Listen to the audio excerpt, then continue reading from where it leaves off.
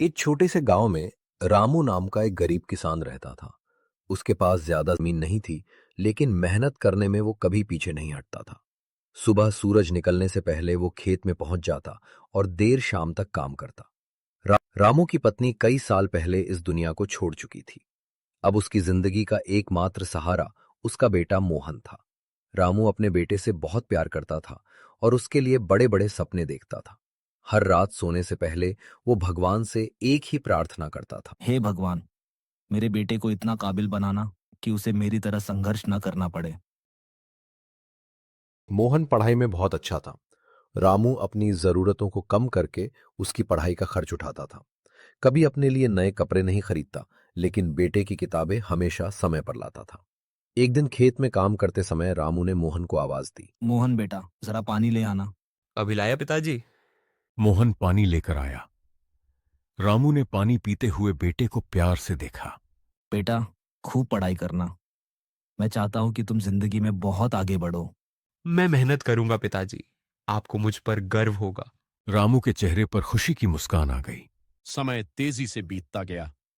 पढ़ाई पूरी होने के बाद मोहन को शहर में नौकरी मिल गई। यह खबर सुनकर रामू की खुशी का ठिकाना नहीं रहा। जिस दिन मोहन शहर जाने वाला था, रामू सुबह से ही चुप था। वह खाऊं। पिताजी चिंता मत कीजिए, मैं अक्सर आपसे मिलने आता रहूंगा। मुझे तुम पर पूरा भरोसा है बेटा। बस अपना ध्यान रखना। मोहन शहर चला गया और रामू उसे जाते हुए दूर तक देखता रहा। समय तेजी से बीतता गया। पढ़ाई पूरी होने के बाद मोहन को शहर में नौकरी मिल गई। यह खबर सुनकर रामू की खुशी का ठिकाना नहीं रहा।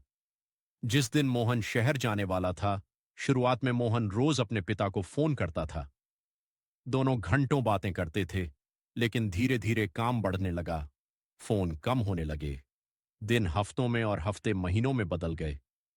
हर शाम रामू घर के बाहर रखी पुरानी कुर्सी पर बैठ जाता और मोबाइल की तरफ देखता रहता। उसे उम्मीद रहती कि शायद आज बेटे का फोन आएगा। कभी कभी वह खुद फोन करता, लेकिन मोहन अक्सर काम में व्यस्त होता और सुबह से ही चुप था। वह खैई। पिताजी अभी मीटिंग में हूँ, बाद में बात करता हूँ। ठीक है बेटा, काम पहले। लेकिन फोन कटने के बाद उसके चेहरे की मुस्कान धीरे धीरे गायब हो जाती। एक दिन रामू की तबीयत अचानक खराब हो गई। उम्र और लगातार मेहनत ने उसके शरीर को कमजोर कर दिया था। उसने बेटे को फोन लगाया। मोहन बेटा, अगर समय मिले तो एक बार घर आ जाना। तुम्हें देखे बहुत दिन हो गए हैं। पिताजी अभी ऑफिस का बहुत जरूरी काम चल रहा है। काम खत्म होते ही आ जाऊंगा। कोई बात नहीं बेटा, अपना काम अच्छे से करना। रामू ने फोन रख दिया, लेकिन उसकी आंखों में एक अधूरी उम्मीद रह गई। उस रात रामू अपने कमरे में बैठा था। उसने एक कागज निकाला और अपने बेटे के लिए एक चिट्ठी लिखी। प्रिय बेटे, मुझे हमेशा तुम पर गर्व रहा है। मैंने जिंदगी में जो भी मेहनत की, वह सिर्फ तुम्हारे अच्छे भविष्य के लिए की थी।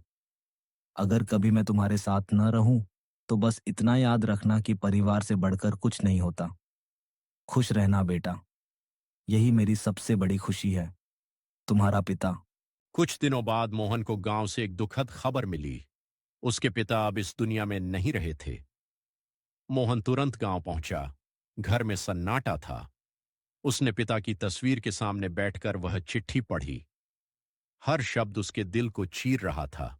उसकी आंखों से आंसू रुकने का नाम नहीं ले रहे थे। ओ पिताजी, आपने मुझे सब कुछ दिया, लेकिन मैं आपको अपना समय भी नहीं दे पाया। उस दिन मोहन को समझ आया कि दुनिया की सबसे बड़ी दौलत पैसा नहीं, बल्कि अपने अपनों का साथ होता है।